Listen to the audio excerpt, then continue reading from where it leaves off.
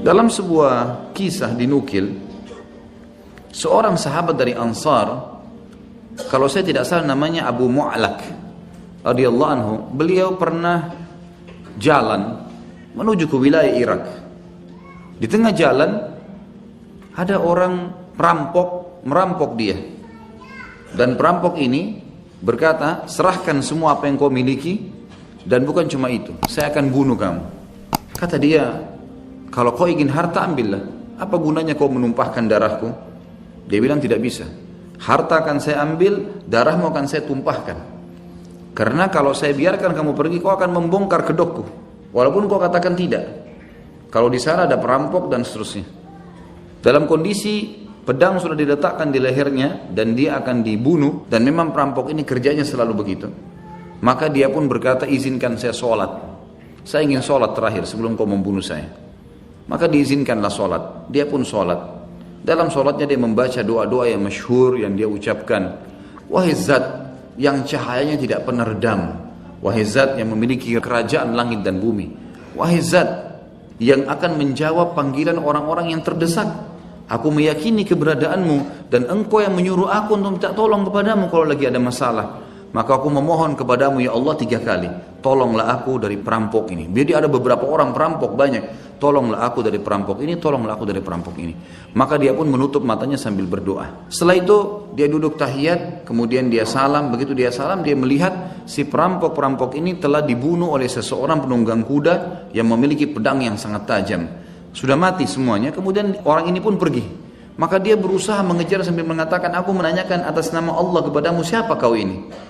Maka dia mengatakan, pergilah, syukurlah karena Allah telah menyelamatkan kau dari penjahat-penjahat ini. Dia bilang, demi Allah saya tidak akan lepaskan kamu, saya akan tanya atas nama Allah, kau harus jawab siapa kamu.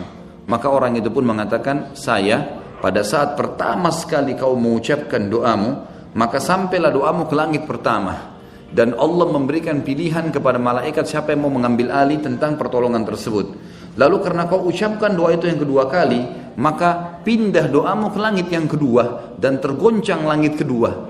Kemudian kau mengucapkan yang ketiga, maka naiklah doamu ke langit ketiga sampai kau ucapkan yang keempat kali yang kau katakan, ya Allah yang telah memerintahkan untuk berdoa dan akan menjawab panggilan orang yang terdesak, maka berikanlah aku pertolongan dari pencuri ini.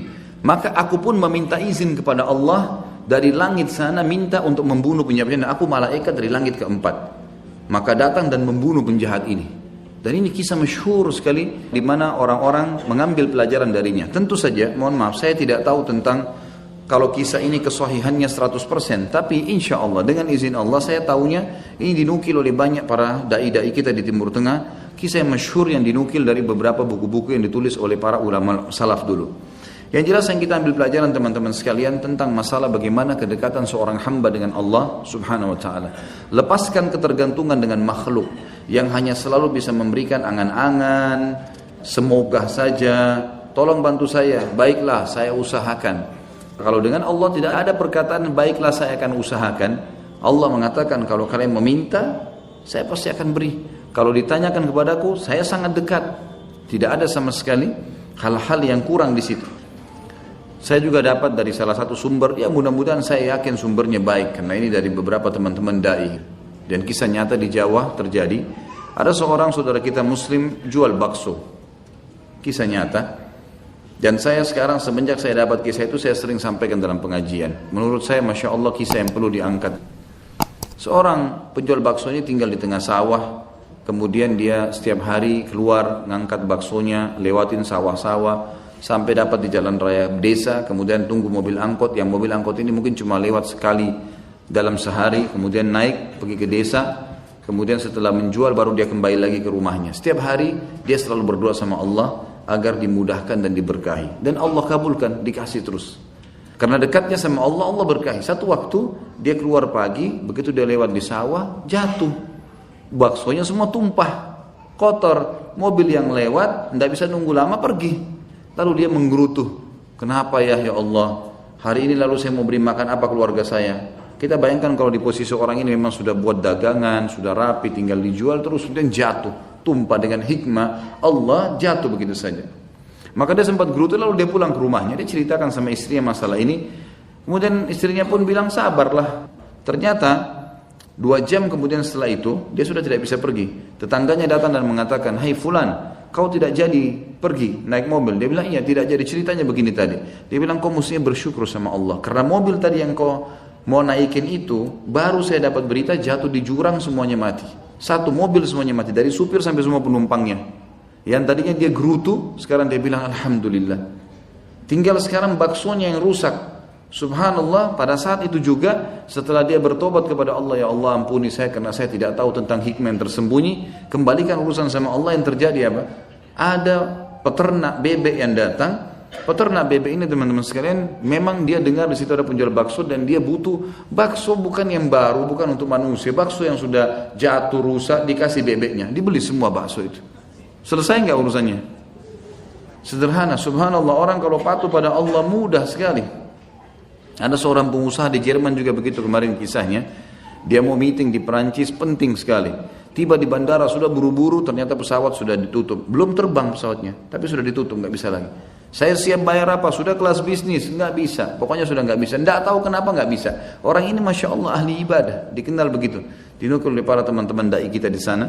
Maka dikatakan ini orang alim, kelihatan, tapi dia coba ikhtiar berusaha. Cobalah bantu saya gini, tidak bisa, harus penerbangan setelahnya, ada meeting penting. Maka akhirnya dia bilang, baiklah kalau gitu, telepon di sana, maaf saya tunda 4-5 jam lagi penerbangan setelahnya.